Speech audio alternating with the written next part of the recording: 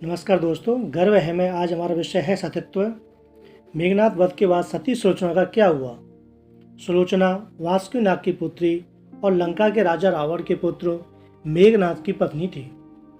लक्ष्मण के साथ हुए एक भयंकर युद्ध में मेघनाद का वध हुआ। उसके कटे हुए शीश को भगवान श्री राम के शिविर में लाया गया। अपने पति की मृत्यु का समाचार पाकर सुलोचना ने अपने ससुर रावण से राम के पास जाकर पति का शीश लाने की प्रार्थना की, किंतु रावण इसके लिए तैयार नहीं हुआ। उसने सुलोचना से कहा कि वह स्वयं राम के पास जाकर मेघनाद का शीश ले आए, क्योंकि राम पुरुषोत्तम है। इसीलिए उनके पास जाने में तुम्हें किसी भी प्रकार का भय नहीं करना चाहिए।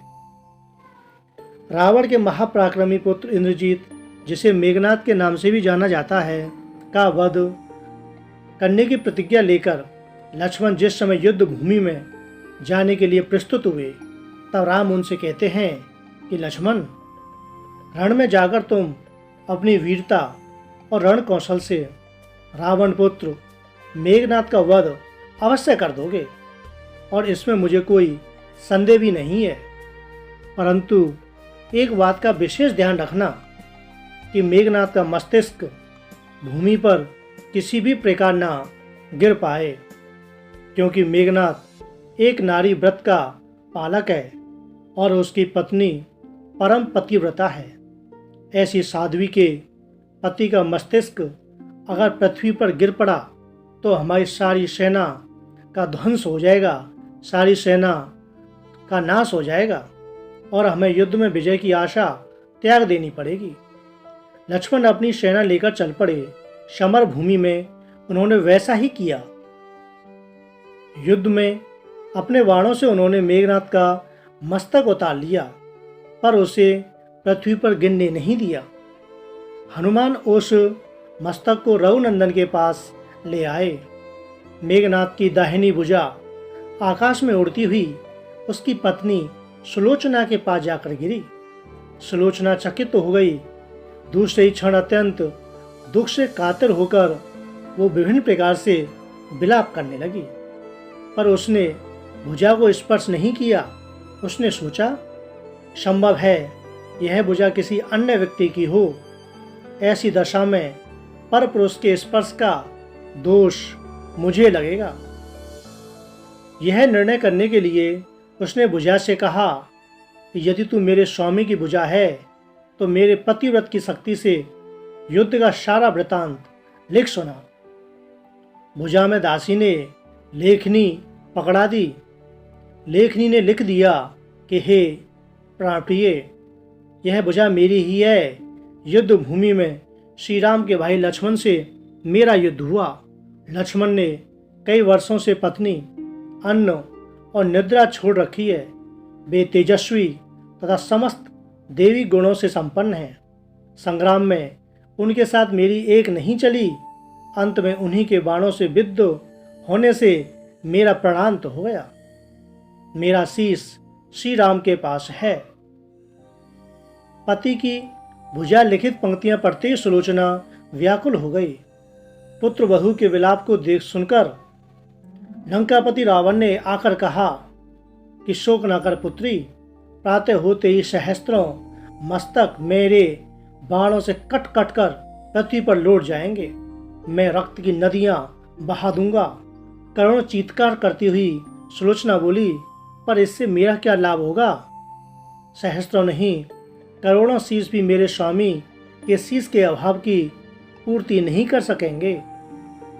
सुलोचना ने निश्चय किया कि मुझे अब सती हो जाना चाहिए, किंतु पति का शव तो राम दल में पड़ा हुआ था। फिर वह कैसे सती होती। जब अपने ससुर रावण से उसने अपना अभिप्राय कहकर अपने पति का शव मंगवाने के लिए कहा, तब रावण ने उत्तर दिया, देवी, तुम स्वयं ही रामदल में जाकर अपने पति का शव प्राप्त करो। जिस समाज में बाल ब्रह्मचारी हनुमान, परम जितेंद्रिय लक्ष्मण तथा एक पत्नीव्रती भगवान श्री राम विद्यमान हैं, उस समाज में तुम्हें जाने से डरना नहीं चाहिए। मुझे विश्वास है कि इन स्तुत्य महापुरुषों के द्वारा तुम निराश नहीं लौटाई जाओगी। सुलोचना के आने का समाचार सुनते ही श्री राम खड़े हो गए और स्वयं चलकर सुलोचना के पास आए और बोले कि हे देवी, तुम्हारे पति विश्व के अन्यतम योद्धा और पराक्रमी थे। उनमें बहुत से सद्गुण थे, किंतु विधि की लिखी को कौन बदल सकता है। आज तुम्हें इस तरह देखकर मेरे मन में पीड़ा हो रही है। सुलोचना भगवान की स्तुति करने लगी। श्री राम ने उसे बीच में टोकते हुए कहा कि देवी, मुझे लज्जित ना करो। पतिव्रता की महिमा अपार है, उसकी शक्ति की तुलना नहीं है। मैं जानता हूँ कि तुम परम सती हो। तुम्हारे सतत्व से तो सारा विश्व भी थर्राता है। बताओ कि मैं तुम्हारी किस प्रकार सहायता कर सकता हूँ। सुलोचना ने अश्रुपूरित नयनों से प्रभु की ओर देखा और बोली कि हे राघवेंद्र, मैं सती होने के लिए अपने पति का मस्तिष्क लेने के लिए यहाँ पर आई हूँ।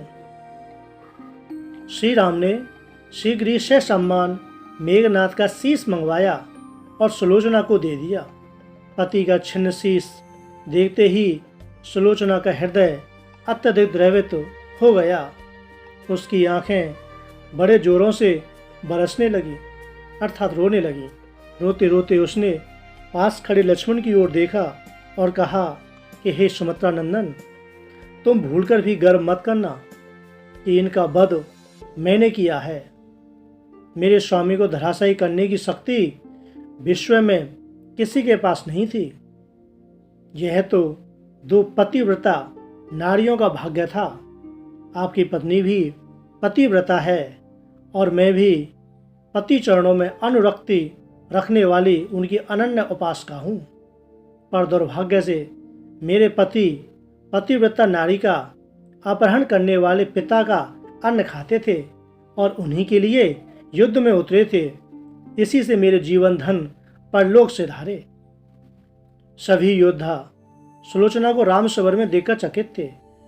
वे यह नहीं समझ पा रहे थे कि सुलोचना को यह कैसे पता चला कि उसके पति का शीश भगवान राम के पास है। जिज्ञासा शांत करने के लिए सुग्रीव ने पूछ लिया कि यह बात उन्हें कैसे ज्ञात हुई कि मेघनाथ का शीश श्री राम के शिविर में है। सुलोचना ने स्पष्टता से बता दिया कि मेरे पति की भुजा युद्ध भूमि से उड़ती हुई मेरे पास चली गई थी। उसी ने लिखकर मुझे बता दिया। व्यंग्य भरे शब्दों में सुग्रीव बोल उठे कि एक निष्प्राण भुजा यदि लिख सकती है तो फिर यह कटा हुआ जो सिर है यह भी हंस सकता है। सुग्रीव को ऐसा बोलता हुआ देख श्री राम ने कहा कि व्यर्थ बातें मत करो मित्र। पतिव्रता के महात्म्य को तुम नहीं जानते। श्री राम की मुख आकृति देखकर सुलोचना उनके भावों को समझ गई।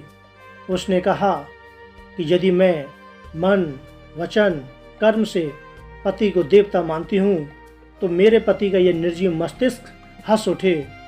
सुलोचना की बात पूरी भी नहीं हुई थी कि कटा हुआ मस्तिष्क जोर से हंसने लगा। यह देखकर सभी वानर सेना दंग रह गए।